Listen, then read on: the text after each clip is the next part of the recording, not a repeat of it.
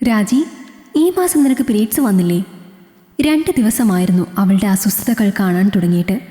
രാവിലെ പല്ലു തേക്കുമ്പോൾ പോയി ഛർദ്ദിക്കുന്നത് കാണാം, പിന്നെ ചില ഭക്ഷണങ്ങൾ കഴിക്കുമ്പോഴും. ആദ്യമൊന്നും ഉണ്ടാവില്ല എന്ന് കരുതി, പക്ഷെ പിന്നീടാണ് അവളെ ശ്രദ്ധിക്കുന്നത്. ഈ മാസം അവൾ പുറത്തായിട്ടുമില്ല. കൃത്യമായി അറിയാൻ കാരണം ഇവിടെ അങ്ങനെയുള്ള സമയങ്ങളിൽ തൊടാതെയിരിക്കുന്ന പതിവുണ്ട്. ഇത്തവണ അവളുടെ ഡേറ്റ് കഴിഞ്ഞ് 1 മാസമായിരിക്കുന്നു. ഞാൻ ചോദിച്ചതും കണ്ണുകൾ നിറച്ച് അവൾ എൻ്റെ മുന്നിൽ നിന്നു. അത് കണ്ടപ്പോൾ തന്നെ എനിക്ക് മനസ്സിലായി അരുതാത്തത് എന്തോ സംഭവിച്ചിട്ടുണ്ട് എന്ന്. ഞാൻ അവളെ തന്നെ നോക്കി.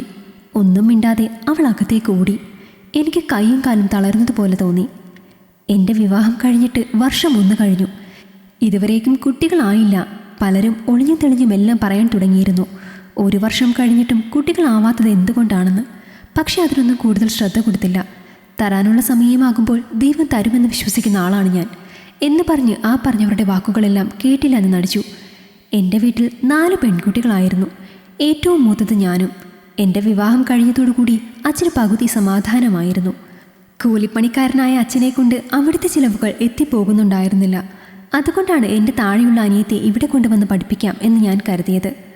അവിടെ ചേട്ടനും വയ്യാത്ത അമ്മയും മാത്രമേ ഉള്ളൂ. അമ്മ ഞാൻ കല്യാണം കഴിഞ്ഞ് വരുമ്പോൾ തന്നെ കിടപ്പിലായിരുന്നു. ചേട്ടൻ ലോറി ഡ്രൈവറാണ്.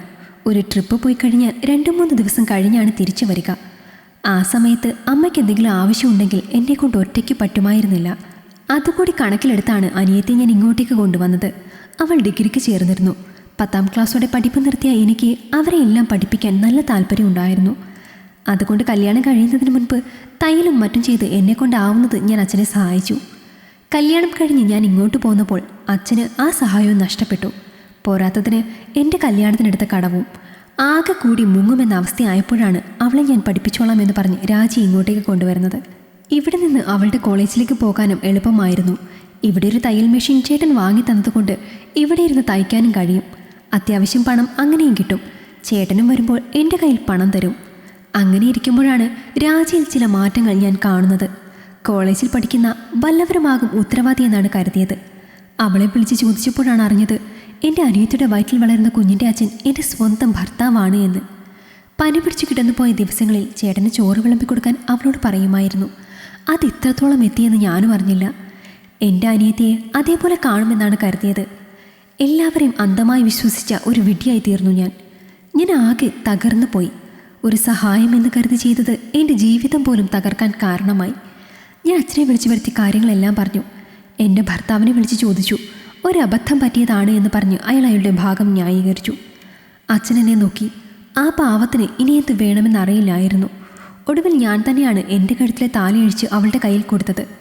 കല്യാണം കഴിഞ്ഞ് കുറേ നാളായിട്ടും കുഞ്ഞുങ്ങളില്ലാത്തത് കൊണ്ട് പുറമേക്ക് എത്ര കുഴപ്പമില്ല എന്ന് അഭിനയിച്ചിരുന്നെങ്കിലും എൻ്റെ ഉള്ളിൻ്റെ ഉള്ളിൽ ഒരു സങ്കടമുണ്ടായിരുന്നു.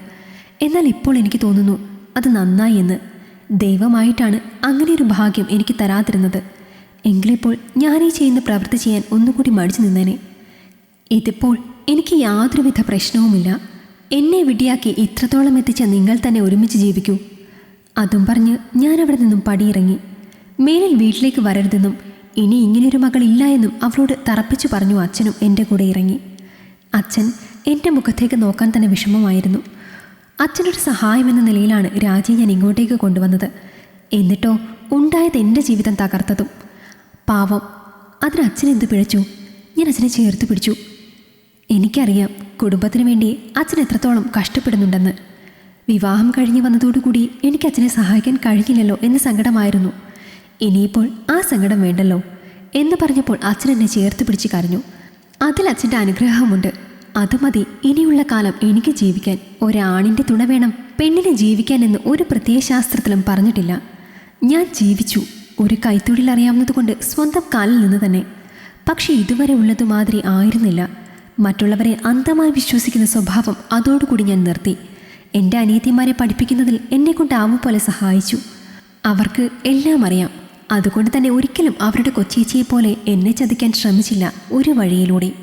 അവർ തമ്മിൽ എന്നും പ്രശ്നമാണെന്ന് ആരോ വന്നു പറഞ്ഞു. സ്വന്തം ചേച്ചിയുടെ കൂടെ താമസിക്കാൻ ചെന്നിട്ട് ചേച്ചിയുടെ ഭർത്താവിന് മുറിയുടെ കതക് തുറന്നു കൊടുത്ത അവളെ അയാൾക്ക് സംശയമാണത്രേ.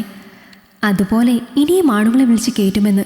അതുകൊണ്ട് തന്നെ അവിടെ എന്നും കള്ളു കുടിച്ച് പ്രശ്നങ്ങളാണ് എന്ന്. അവൾ അമ്മയെ നോക്കാറില്ല. അതുകൊണ്ട് തന്നെ ഞാൻ പോന്നതിന് ശേഷം അമ്മ അധികകാലം കിടന്നില്ല. അതിൻ്റെ പേരിലും അവളെ അയാൾ കുറ്റപ്പെടുത്തിയിരുന്നുവെന്ന്. അച്ഛനും ഇതെല്ലാം കേട്ടു. അത് തൻ്റെ മകളല്ല, അവളുടെ കാര്യങ്ങൾ ഇനി ഒന്നും തന്നോട് പറയണ്ട എന്നായിരുന്നു അച്ഛൻ പറഞ്ഞത്. എനിക്കും അതുതന്നെയായിരുന്നു പറയാനുള്ളത്. അത് ജീവിതത്തിൽ നിന്നും മുറിച്ചുമാറ്റിയൊരു അധ്യായമാണ്. ഇനിയും തുറക്കാൻ താല്പര്യമില്ല. ഈ കഥ നിങ്ങൾക്കിഷ്ടമായെങ്കിൽ ലൈക്ക് ചെയ്യൂ.